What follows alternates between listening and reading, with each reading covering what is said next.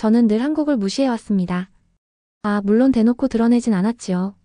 하지만 제 마음속에는 한국? 일본의 발끝에도 못 미치는 그 작은 나라가 대체 뭘 할 수 있겠어라는 생각이었죠.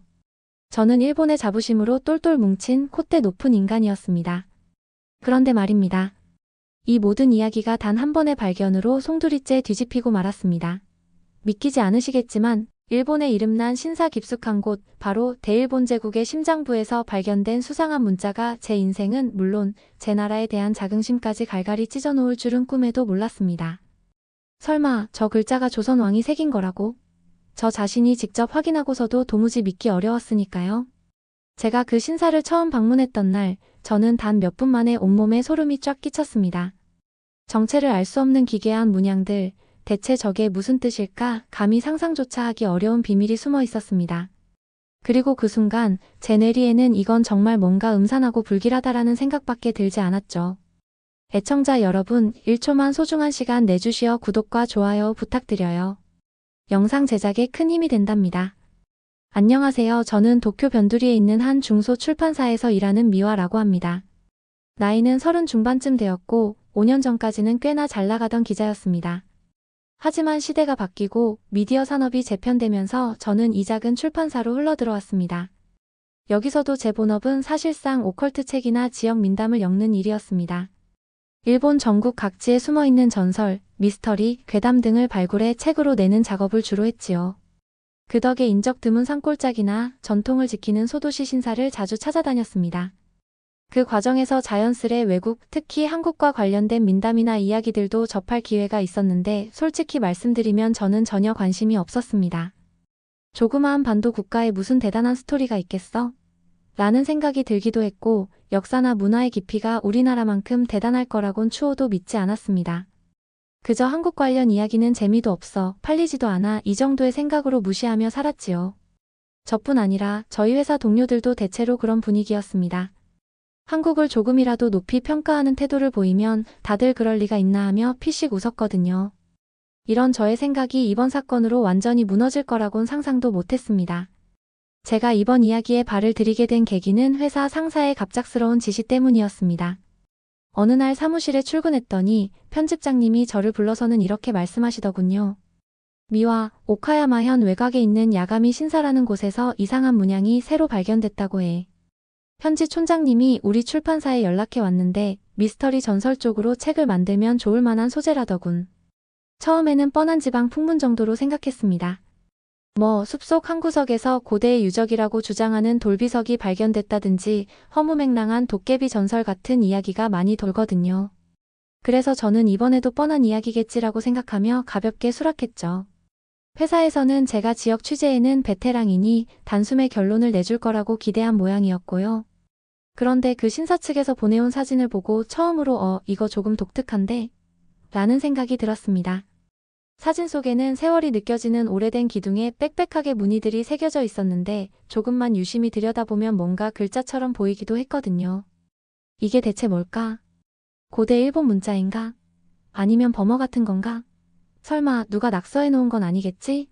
별별 상상을 하며 저는 서둘러 준비를 마치고 오카야마로 향했습니다. 그리고 그때까지도 전혀 예감하지 못했지요.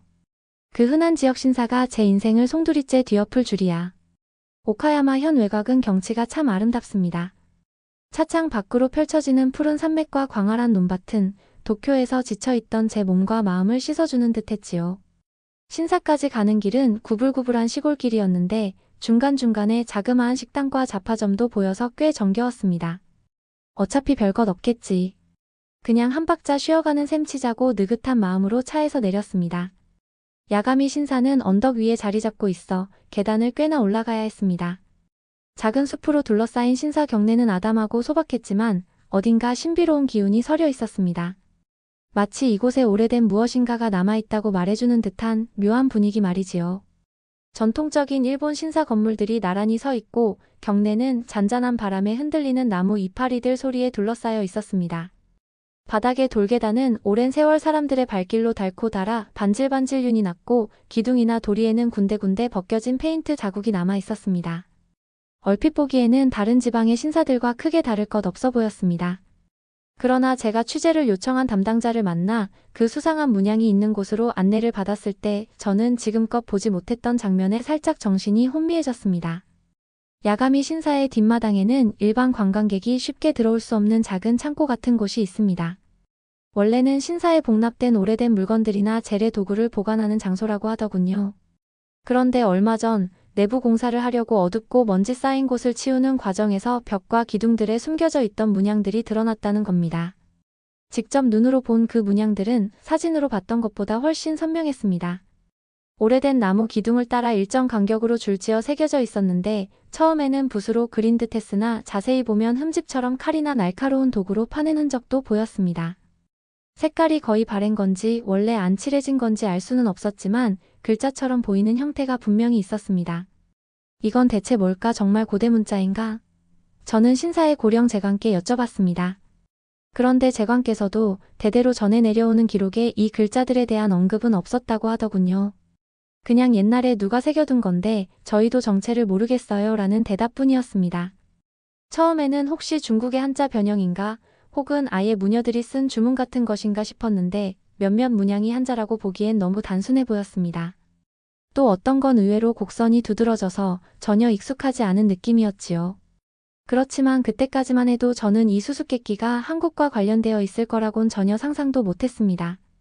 솔직히 말하면 혹여 한국 문자일 수도 있지 않을까라는 생각조차 들지 않았습니다. 그만큼 저의 무시는 뿌리 깊었고 게다가 한글을 그다지 본 적도 없었거든요. 이 수수께끼의 문양을 알아내기 위해 저는 먼저 전문가들에게 연락해 보았습니다. 지역 대학에서 고대 문자학을 연구하는 교수가 계셔서 사진을 보내드렸지요. 또한 몇몇 역사적 유물 감정가나 고고학 분야의 지인들에게도 의견을 물어봤습니다. 며칠 뒤 혹시나 하고 문의했던 한 교수님이 이렇게 말씀하시더군요. 이건 만에 하나 한글의 옛 형태일 수도 있겠네요. 그 순간 저는 무심결에 에이 말도 안 됩니다 라고 답해버렸습니다. 제 머릿속에는 아니 왜 한국 얘기가 나오지? 게다가 일본 신사의 한글이라니 있을 수 없는 일 아닌가? 라는 생각뿐이었지요. 어이가 없어서 헛웃음까지 나왔습니다. 하지만 그 교수님은 굉장히 진지하셨습니다. 저도 아직 확신할 순 없습니다. 다만 가타카나나 한자 혹은 룬 문자 등과도 맞지 않고 일부 자형이 옛 한글 자모의 형태와 닮았다는 의견이 있습니다. 제가 좀 더 분석해 볼 테니 혹시 가능하시다면 현장에 직접 가볼 수 있을까요? 저는 난감했습니다.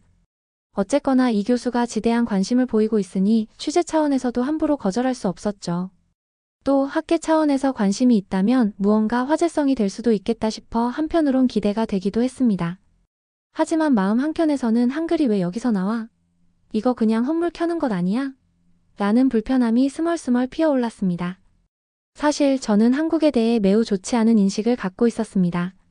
제 학창 시절부터 흔히 들었던 말이 한국은 일본 문화를 많이 베껴 간다라거나 한자는 결국 중국에서 온 것인데 한국도 결국은 다 가져다 쓴 거 아니냐 같은 이야기였거든요.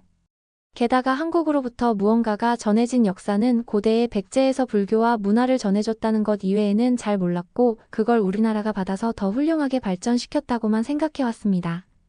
그래서 한글이 훌륭한 문자 체계라는 평판도 솔직히 말해 그냥 보여주기식 과장이라고 생각했지요. 일본 신사 같은 우리 전통의 심장부 같은 곳에서 한국 문자가 나오다니요. 제가 믿기지가 않았던 이유입니다. 게다가 그게 조선왕이 새긴 거라는 주장까지 나온다면 그야말로 제 상식 체계를 뒤흔드는 일이었죠. 시간을 조금 거슬러 그로부터 일주일 후 저는 한글 전문가라고 불리는 중년 교수님 그리고 그 제자 두 분과 함께 다시 야가미 신사를 찾았습니다. 날씨가 후덥지근해서 신사의 돌계단을 올라가는 것만으로도 땀이 줄줄 흘렀습니다. 교수님 일행은 무척 흥분한 기색이었고 저 역시 뭔가 결론이 날 것 같은 기대 반 불안 반의 감정이 뒤섞여 있었습니다. 신사에서 제관님을 만나 다시 그 창고로 들어갔습니다. 교수님 일행은 헤드랜턴과 휴대용 LED 조명을 밝히고 나무 기둥에 새겨진 문양들을 유심히 관찰했습니다. 그리고 여기저기서 나오는 탄성과 중얼거림. 전혀 무슨 말인지 모르겠는 기호들이 쏟아졌습니다. 그들은 각 문양의 형태를 하나하나 카메라에 담고 종이에 필사했습니다. 오래된 묵집 같은 곳에서 한자를 찾아낼 때 쓰는 방법과 비슷해 보였지요. 그리고 곧 교수님이 제게 다가와 말씀하셨습니다. 이거 정말 옛 한글 자모의 일부가 맞을 가능성이 매우 높습니다. 특히 이 부분 보세요. 현대 한글로 따지면 디귿이나 시옷 등에 해당하는 자음 형태와 아주 흡사합니다. 저는 여전히 반신반의했습니다. 교수님이 얼마나 확신을 하든 제 상식으로는 일본 신사에 한글이 있을 리 없었거든요. 그래서 조금 비꼬는 투로 물어봤습니다. 혹시 누가 장난삼아 20세기 이후에 새겨둔 거 아닐까요? 여행 온 한국인이랄지 아니면 조선 출신 노동자가 몰래 새긴 건지도 모르잖습니까? 그 질문에 교수님은 조심스럽게 대답하셨습니다. 물론 그렇게 생각할 수도 있습니다. 다만 나무의 결이나 문양이 새겨진 깊이, 거칠게 벗겨진 흔적 등을 보면 최소한 몇백 년은 된 것으로 보이는데요. 결정적인 건 여기 발견된 어떤 음각 자국 위에 17세기 경의 것으로 추정되는 토분이 덧칠된 흔적이 있다는 거예요. 곧 이 문양이 17세기 이전에 이미 새겨져 있었다는 뜻이지요. 17세기라면 조선은 광해군 시절 혹은 인조 반정 시기의 혼란기가 떠오르는데 일본에선 에도 시대 초창기쯤입니다. 에도 초기의 신사에 조선에서 온 한글이? 제 머릿속이 완전히 혼란에 빠졌습니다. 그날 오후 교수님 일행은 야감히 신사의 문서고를 샅샅이 뒤졌습니다. 저는 솔직히 그분들이 뭘 찾는지 궁금했지만 귀찮아 보이길래 살짝 피했습니다. 한글이니 뭐니 하는 이야기가 점점 커지는 것 같아 싫기도 했고요. 괜히 몰랐으면 좋았을 사실을 알게 된 기분이라요. 그런데 얼마 후 땀에 절어 헐레벌떡 나온 제자 한 분이 의미심장한 문서를 발견했다고 했습니다.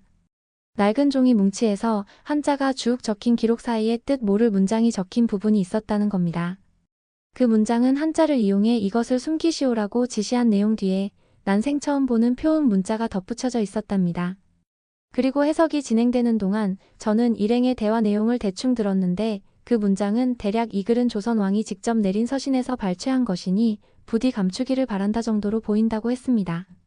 제 입장에선 그야말로 충격이었습니다. 만약 이 문장이 진짜라면 17세기 무렵 조선 왕이 보낸 서신 일부가 이 신사에 보관되고 있었고 그 서신에 쓰인 글자를 일부 발췌해 신사 기둥에 새겨 넣었다는 말이 됩니다.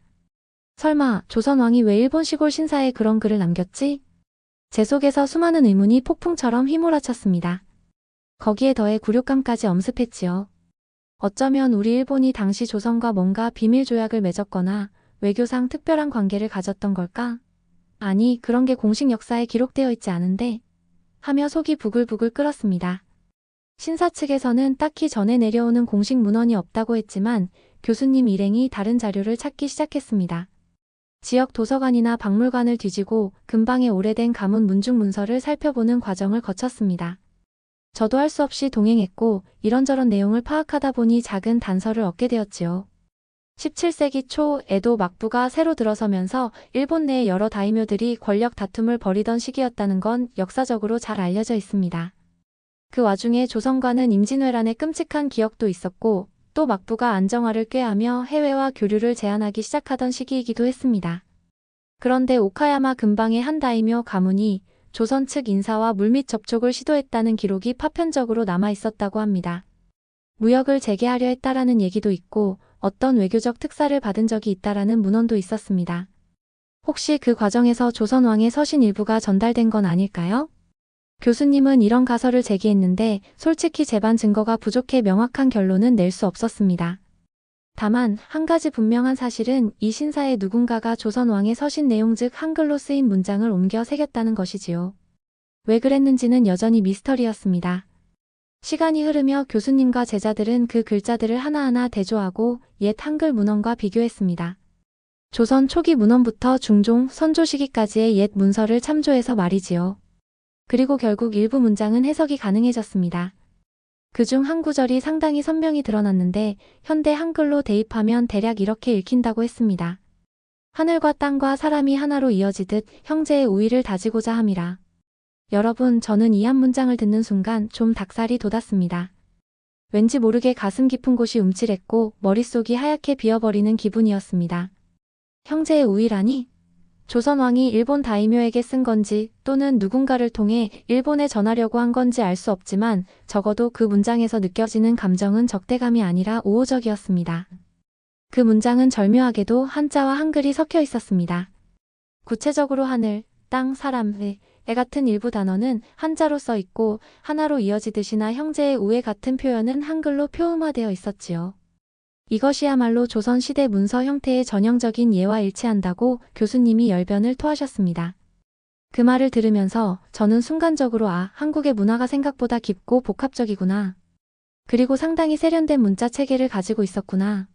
하는 깨달음을 얻게 되었습니다. 동시에 그때 왜 그렇게 한국을 무시했지? 내가 잘못 생각했구나라는 자괴감이 밀려왔지요.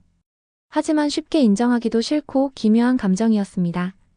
이신사 신비에 대한 기사를 쓰고 책으로 엮게 된다면 분명히 큰 반향을 일으킬 겁니다.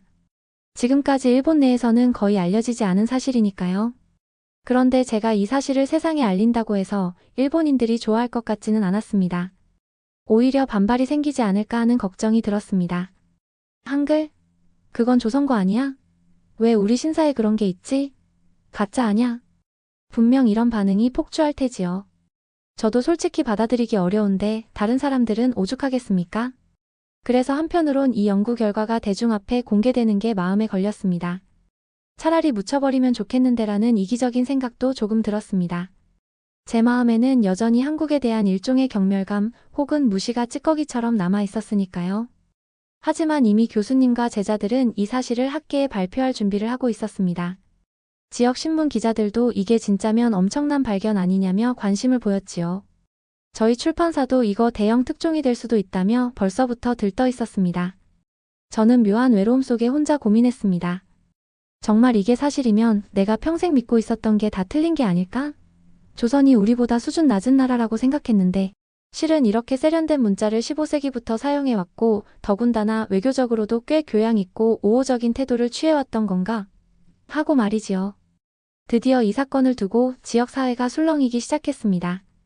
일부 주민들은 그 신사의 조선이 무슨 흔적을 남길 이유가 있느냐며 기분 나쁘다는 반응을 보였습니다. 어떤 사람은 저를 찾아와서 이시카와 씨 이거 그냥 스쳐 지나가는 해프닝이라고 기사화하지 말아주세요. 신사의 명성만 떨어집니다. 라고 호소하기도 했습니다. 반면 젊은 세대나 새로운 것을 좋아하는 이들은 흥미진진해하며 정말 놀라운 발견이에요. 얼른 학계에 발표해서 관광지로 키워봅시다. 라며 들뜬 분위기였습니다. 신사의 재관이나 지역 유력자들은 난감해하며 이러지도 저러지도 못하는 태도를 보였지요. 저는 편집자로서 그리고 기자 출신으로서 객관적인 시각을 유지하려고 했지만 제 안의 감정들이 한데 뒤섞여 혼란스러웠습니다. 한국을 무시했던 내가 과연 이 진실을 있는 그대로 써낼 수 있을까? 라는 두려움이랄까요? 그 와중에 교수님은 중대한 가설을 내놓았습니다. 일본 측이 조선왕에게 비밀리에 어떤 의뢰를 했고 이를 수락한 조선왕이 직접 사신과 함께 서신을 보냈을 가능성이 큽니다. 그 서신 일부를 이 신사에서 신성한 문서처럼 다루며 기둥에 새겨 보존한 게 아닐까 싶어요. 외교사절을 공식 기록으로 남기지 않고 지방 신사에 몰래 숨겼다면 뭔가 은밀한 목적이 있었을 겁니다. 그 목적이 뭐였는지 밝혀지지 않았지만 어쨌든 한글 문구를 각인할 정도로 한국을 존중하거나 혹은 그 문자의 신성함을 인정한 셈이겠지요. 이걸 알고 나니 오히려 제가 더 괴로워졌습니다. 아니, 일본이 한글을 신성시했다고? 말도 안 되라는 이상한 분노 같은 감정이 들었거든요. 며칠 후 교수님의 연락을 받고 제가 현지 도서관으로 가보니 놀라운 인물이 한 분 계셨습니다. 그분은 현지에서 오래된 가보와 가문 문서를 보관해 온 한 노인이었는데 90세를 훌쩍 넘은 연세에도 정신이 또렷하셨습니다. 그 노인의 증언에 따르면 대대로 전해 내려오는 집안 이야기 중에 조선 왕의 신성한 글이 우리 지역에 숨겨져 있다는 구전이 있었다고 합니다. 할아버지의 할아버지께서 큰 전쟁 이후에 조선과의 우호를 잇고 싶어 했던 어떤 다이묘가 진심으로 조선 왕의 친서를 소중히 모셨다고 들었다는 겁니다. 그리고 그 친서 내용 일부가 무언가 비밀스러운 곳에 보관되었다는 이야기도 전해졌다고요. 저는 이거 정말 말도 안 되게 구체적이잖아? 하고 심장이 쿵쾅댔습니다. 그 노인이 꺼내놓은 오래된 족보와 메모 기록에는 조선 왕의 글자를 귀한 말씀이라고 부르며 하늘이 내린 신비한 언어라는 식으로 적혀 있었습니다. 전에 내려오는 목판 일부에도 분명 한자를 축약한 형태가 아닌 지금 보니 한글로 보이는 무언가가 희미하게 남아 있었습니다. 우리 집안에서는 저 문자를 신성시했기 때문에 절대 함부로 말하지 말라고 가르쳤습니다. 그 노인의 목소리는 떨리고 있었습니다. 저 역시 잔뜩 긴장한 채 눈앞에서 펼쳐지는 상황을 받아들이기 힘들었습니다. 도대체 왜 일본에서 그런 문자를 신성시했던 거지? 라는 의문이 꼬리에 꼬리를 물었지요. 하지만 동시에 이 미스터리의 퍼즐 조각이 모두 맞춰지는 기분이 들었습니다. 확실히 이 신사에는 조선왕의 서신 일부가 반영된 한글 문구가 존재했고 그것이 몇백 년 동안 어둠 속에 묻혀 있었습니다. 이제서야 세상에 드러난 것이지요. 한글이라 저는 과거의 한글 따위라고 무시했습니다.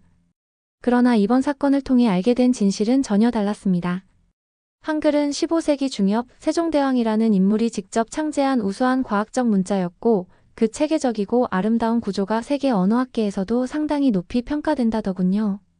더구나 17세기라는 시점에서 이미 한글은 조선 내부에서 꽤나 발전된 형태로 사용되고 있었고 왕이 직접 문서를 작성해 보낼 정도로 중요한 수단이 되었다는 겁니다. 그 사실을 깨달으며 저는 제 교만을 반성하게 되었습니다. 아, 그동안 내가 너무 왜곡된 정보만 믿고 있었구나. 나는 일본이 세계에서 제일 문명화된 나라라고 생각했는데 결코 그렇게 단순한 문제가 아니었어. 저는 처음부터 끝까지 부정하고 싶었지만 이미 수많은 증거가 쏟아져 나왔고 제 선입견을 정면으로 뒤집기에 충분했습니다. 사실 제 마음 한구석에는 이게 다 사실이었으면 좋겠고 동시에 사실이 아니었으면 좋겠다라는 양가 감정이 있었던 게 솔직한 고백입니다. 결국 교수님 팀은 이 사실을 논문 형태로 정리하여 역사와 언어학 관련 학회에 발표했습니다. 언론에서도 크게 보도하기 시작했지요. 오카야마의 신사에서 발견된 한글 17세기 조선 왕의 서신 일부일 가능성. 이런 제목으로 기사들이 뿌려졌고 저희 출판사도 서둘러 단행본 기획을 잡았습니다. 당연히 찬반 양론이 엄청나게 일어났습니다. 일부 일본인들은 터무니없다, 가짜다 라고 강하게 반발했지만 현장 고증과 전문가 감정을 거치면서 논란은 어느 정도 가라앉았습니다. 또 일부 한국 언론에서도 이 소식을 전했고 상당히 놀라워하면서도 자부심을 느끼는 분위기가 퍼졌다고 하더군요. 저는 이 모든 과정을 지켜보며 과연 진실이란 게 이렇게나 강력한 것이구나 하고 뼈저리게 느꼈습니다.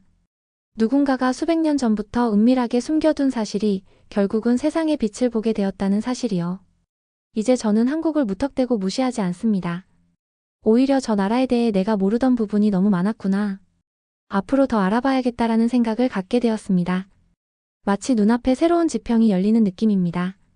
가끔은 구글에서 한국 드라마나 예능을 찾아보고 한글 표기를 보면 흐뭇하게 웃음이 나오기도 합니다. 아, 이게 내가 그렇게 무시하던 문자였지. 그런데 참 아름답네라고 말입니다. 사람은 누구나 자신만의 편견을 갖고 살아갑니다. 저 역시 일본인이기에 우리나라가 최고라고 믿고 싶었고 다른 나라 특히 가까운 한국에는 차마 밝히지 못할 경계심과 경쟁심이 있었던 것 같습니다. 하지만 그 얄팍한 우월감 뒤에는 수많은 역사적 진실과 문화적 다양성이 숨어 있었죠.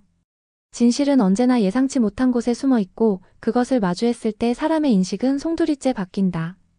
저는 이번 경험을 통해 한국에 대한 무시가 얼마나 어리석었는지 깨달았고 동시에 우리 일본이 자랑스러워하던 역사가 결코 단일한 시각으로만 해석될 수 없음을 알게 되었습니다. 조선왕이 직접 새긴 글인지 혹은 그 서신을 받들던 누군가가 신사의 지시로 새긴 것인지는 아직 확실치 않지만 분명 한글은 그 시대에도 이미 우아하고 체계적인 문자로서 존중받고 있었습니다. 오래전 일본의 한 구석진 신사에까지 그 흔적이 남았다는 사실이야말로 양국의 역사가 얽혀있는 복잡한 인연을 상징하는 것은 아닐까요? 오늘의 사연은 여기까지입니다. 재미있으셨나요? 저 미화의 이야기가 누군가에게 조금이라도 의미가 있었다면 좋을 것 같아요. 사연이 좋았다면 구독과 좋아요 부탁드려요. 더 좋은 사연으로 찾아뵙겠습니다. 행복한 하루 되세요.